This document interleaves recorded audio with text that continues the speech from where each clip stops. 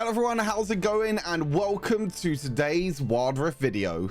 In today's video, I'm going to be showing you some of the best champions that you can play in this patch for Wild Rift. I'm going to be showing you one champion from every single role, and all these champions are absolutely great champions at carrying the game, and also they're all fairly easy to play. First up, taking a look in the Baron lane, we're going to be talking about Urgot. I bet you never thought I would be mentioning Urgot in any type of these videos. But with the recent buffs that he received in the most recent patch, and also this new build that you can run on him, he's become not only a strong carry, but also a strong tank at the same time. Urgot's passive did get buffed, dealing more damage, and the cooldown from every single leg has gone down, meaning that he can deal more damage when going around enemy champions. And the movement speed slowdown on Urgot's second ability has been reduced. That means that Urgot can now move faster when walking around with his second ability. And Urgot is one of them champions that fits multiple roles. Whether you want to be a frontline tank and try and tank up a lot of damage, you can do that, or you can be a backline carry and try and deal damage from afar and try and get other tanks in front of you instead. But whatever role you play with Urgot, he has great survivability, and his ultimate allows him to execute champions that are low on health and then fear everyone around him so he can stay in combat and deal a lot of damage. Moving on to Urgot's build, as I mentioned, Urgot pretty much has a new build with both Heartsteel and Titanic Hydra. This allows him to fit both a tank role and also a bruiser role, being able to deal a little bit of damage. But before then, you still want to build Black Cleaver. This is a great item for Urgot, which gives him all the great stats. And even before Black Cleaver, you want to make sure that obviously you get your boots and your boots upgrade. Your boots upgrade can either be plate steel caps, mercury treads, or even gluttonous screes if you want to play aggressive. Now, the reason why Heartsteel plus Titanic Hydra works really well for Urgot is that you'll be able to stack a lot of health with Heartsteel, and Titanic Hydra works incredibly well with Urgot's second ability. Since it's a machine gun, he's able to proc Titanic Hydra multiple times on one target. And items like Sterak's Gauge and Twin Guard after that are just two really great bruiser tank items that helps Urgot with his survivability and also dealing that little bit of extra damage. Cracker Slayer also works incredibly well with Urgot's second ability, since the attacks happen a lot more often. Cracker Slayer can proc the true damage more often as well. Same with Brutal, being able to deal more auto attack damage is great. Giant Slayer is really good in this meta against a lot of tanks. Legend Bloodline for the extra healing, and Bone Plating just in case you do get caught and you can block the first instance and 2 second instances after that, taking reduced damage. And for the summer spells, you want to make sure you take Flash for the aggressive plays and flashing in with your third ability, and also Ignite so you can play aggressive and try and go for the kill potential. Moving into the jungle, we have everyone's scary horse, which is Hecarim. Now, Hecarim hasn't been changed for quite some time, but he's been a jungler that's been dominating the Rift ever since his release. Since he has one of the fastest jungle clears of any jungler in the game, and also he could be super speedy around the map, allowing him to clear through the jungle, gank multiple lanes at once, and with this build allow him to deal a lot of damage. Now, not only the damage works really well with Hecarim, he can also stay in fights for a long amount of time because of his second ability, allowing him to stack up a lot of healing with items like Sterak's Gauge and also Conqueror, also giving him more healing. And every time you want to try and look for a gank or even a team fight with Hecarim, he has his ultimate, allowing him to isolate one target away from the rest of the team. And then he can focus on that single target damage with his auto attacks and his first ability to be able to carry and try and pick off them high value targets. For the build with Hecarim, with the boots upgrade, I think most of the time you want to go for Gluttonous Greaves. You can go for defensive boots as well, but Gluttonous Greaves just synergizes really well because it gives Hecarim more healing and also more damage. Trinity Force is an item that gives Hecarim all the stats he needs: attack damage, health, attack speed. The Sheen passive as well means that he'd be able to deal more damage after using ability. Everything about Sheen just works incredibly well with Hecarim. Ghost Blade for the extra movement speed and also the extra damage. And then after these two aggressive items, we can build more bruiser items like Sterak's Gauge, Twin Guard, and also Spirit Visage, especially Spirit Visage for the extra healing that we can get from our second ability, but Steris Gauge and Twin Guard just giving us a bit of extra tankiness and survivability. For the runes, Conqueror, very easy and very quick to stack on Hecarim, giving him more damage and more healing to help with his survivability. Triumph, allowing him to heal up every single time that he gets a takedown. Giant Slayer, again, because we're in a sort of tank meta right now. Ledger Bloodline for more healing, and Overgrowth, since we're farming through the jungle incredibly fast, we can gain more maximum health throughout the game, which can scale into the late game and give Hecarim a lot of health. And with the summon spells being Smite and Ghost, you don't actually need Flash on Hecarim since he has so much movement speed. This extra movement speed that you get from Hecarim allows you to dodge abilities, engage, or even disengage. For the mid lane, we're going to be taking a look at the newly reworked Aurelion Sol. I do say newly reworked. It is still quite new since Aurelion Sol has been reworked, but his rework has been incredible for the game and also Aurelion Sol as a champion. His early game is still incredibly powerful, especially if you can catch people off guard with things like First Strike, and also your first item being Rylai's. You can slow enemy champions and proc your passive more often.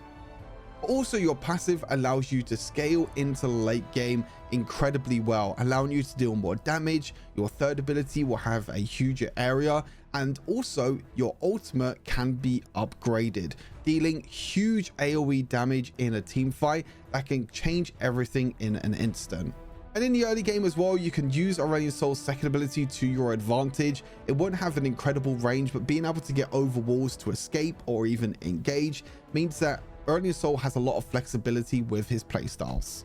As for the build of Aurelion Sol, as an AP mage, we want to go for items like the Boots of Mana, giving us that mana regeneration over time and also ability power. And Aurelion Sol is one of the champions that you don't actually need to build items like Rod of Ages or Luna's Echo as a first item for the mana, because the mana regeneration on the Boots of Mana is normally enough, and Aurelion Sol doesn't really use that much mana. So that means we could just go aggressive on the items and build items that synergize really well with Aurelion Sol. Rylai's Crystal Scepter for the slow is the best item for Aurelion Sol. It's not a great item overall, but it synergizes really well with Aurelion Sol since he's able to use his first ability. If he hits his first ability and lands on it for a long amount of time, you can deal extra burst damage. So slowing with your first ability, proccing the extra passive slots on this first ability is going to be really important. Rift Maker for the extra healing is really nice, and also the true damage. Deathcap for the extra AP. Crown Guard, again, incredibly strong item, even though it did just get nerfed because of the shield and also reduced damage. And then Liandry's Torment for the late game, being able to burn through tanks. For the runes, as I mentioned already, First Strike works really well in the early game. You can actually get multiple advantages with First Strike because players will disrespect you in a way, because people don't really expect Aurelion Sol to do a lot of damage during the early game. But with First Strike and also your first ability doing quick burst damage, you can catch a lot of people off guard. Gathering Storm for the extra ability power over time. Aurelion Sol is a late game scaling champion that becomes a lot stronger later on, so Gathering Storm will give him an extra little bit of ability power. Giant Slayer for it to allow him to deal more damage to tanks. Legend Bloodline for the extra healing. However, you can go for Legend Tenacity if you're against a lot of crowd control, since Aurelion Sol wants to be quite close and in melee range. Bone Plating for the extra defensive stats. And then for the summon spells, we want to go for Flash and also Exhaust. The reason why we go for Exhaust is Aurelion Sol does want to get pretty close to enemy champions, which means most of the time you are going to be in exhaust range. But do be careful, since when you're channeling your first ability with exhausts, or when you use exhaust when you're channeling your first ability, you can actually stop the channel of your first ability. So you have to time it very well. Moving into the duo lane, first up we have one of the best marksmen right now, Samira. I thought that Samira was already a great marksman beforehand, but in the most recent patch, Samira got probably her 4th or 5th buff in the past few months. They just keep buffing Samira over and over again. This time it's a buff to her ultimates. The movement speed reduction has gone from 40% down to 30%, meaning that Samira can move more freely when using her ultimate. So this could be really good for either dodging abilities, being able to jump in and out of fights or even get in range to use your other abilities. And not only that, they also buffed the damage to her ultimate. So when your ultimate gets level to 2 and also 3, you can deal extra base damage, and it now scales with 60% of your attack damage instead of 55%. So all of this that's coming together with her other buffs before, her base health got buffed a while ago, her base damage, her first ability got buffed, the third ability cooldown got buffed. There are so many buffs for Samira. Even though she is quite a difficult champion to play, her stats are just so absurd right now that anyone can pick her up and just do incredibly well on her. As for the build with Samira, as an AD carry, you obviously want to go for aggressive attack damage items. Items like Gluttonous Grease, also for the extra healing, is great. Samira works incredibly well with Omnivamp overall because she is technically a melee champion that wants to dash in and try and proc her passive as much as possible to get her ultimate available. And that's why we build Bloodthirster as the first item as well. It is a bit of an expensive item, but all the damage in Omnivamp works incredibly well with her.